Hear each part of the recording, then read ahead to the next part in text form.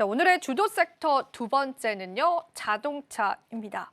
사실 자동차 대표주들이 오늘 상승은 하지만 다른 종목 대비해선 좀 아쉽기는 해요. 사실 내일부터 시작이 되잖아요. 네. 4월 2일부터 전략 잡아보려면 어떻게 해봐야 될까요, 대표님? 네. 중요한 건 관세 때문에 음, 사실 빠지는 것이죠. 그러니까 관세 25%가 현실화가 좀 된다면 왜 이게 중요하냐면 자동차 판매 가격을 올려서 관세 부과에 관련된 일부 수익 지표를 보전받을 것인가 아니면 BMW처럼 관세를 모두 다 차값에 반영시켜서 이 수익성 안에서에 대한 일부 훼손을 그 회사 측에서 좀 가져가는 그런 구도로 좀 갈 것인가. 그래서 중요한 거는 가격 인상을 통해서 시장을 가져갈 것인가 아니면 가격을 인상하지 않고 오히려 수익성은 좀 악화될 수 있겠지만 시장 점유율을 좀 늘려갈 것인가.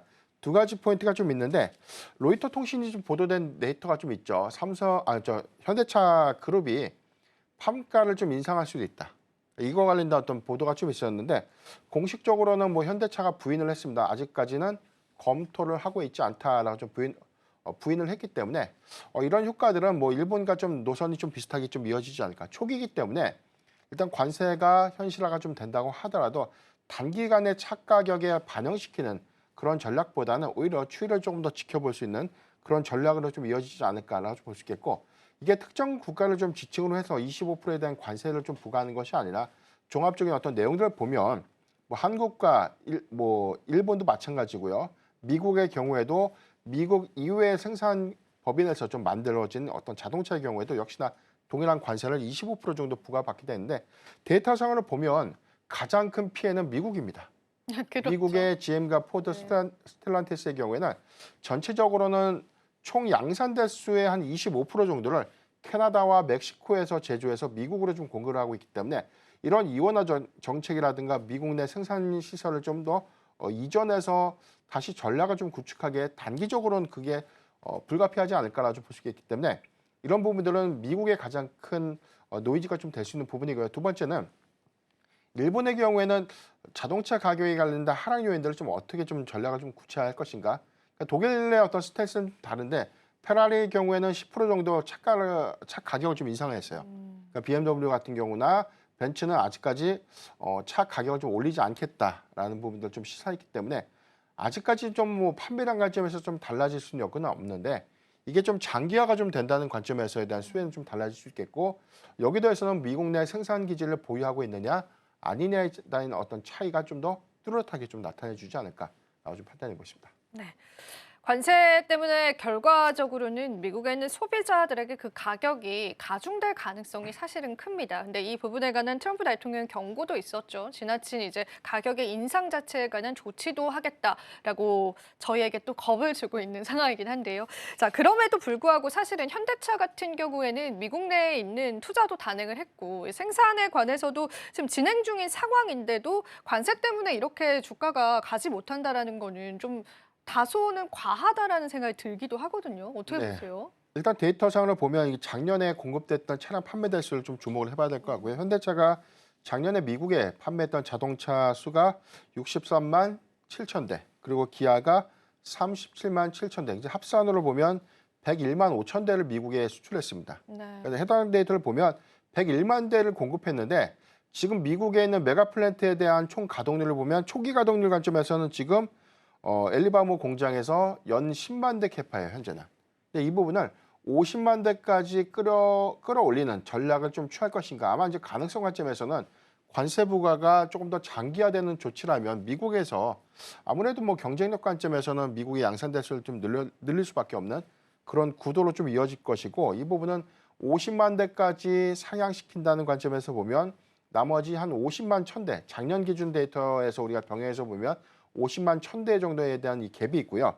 여기 대해서 이 메가 플랜트에서 전기차에 관련된 양산 목표를 올해 30만 대로 좀 제시를 한다면 연간 80만 대로 좀 추정을 해볼 수 있죠. 그렇다면 전체적으로 보면 101만 대 공급에 80만 대 캐파를 미국에서 맞춘다면 30만 대에 관련된 관세 리스크들은 이익 측면에서 봤을 때 이게 크게 좀 영향을 좀 미칠 거라는 관점. 이건 좀 저는 제한적이다라고 보고 있고 반대로 뭐 GM이라든가 포드, 스텔란티스의 경우에는 멕시코에서 당장 이 생산을 좀 중단해서 미국의 캐파를 좀 늘리기에는 굉장히 좀 어렵지 않을까.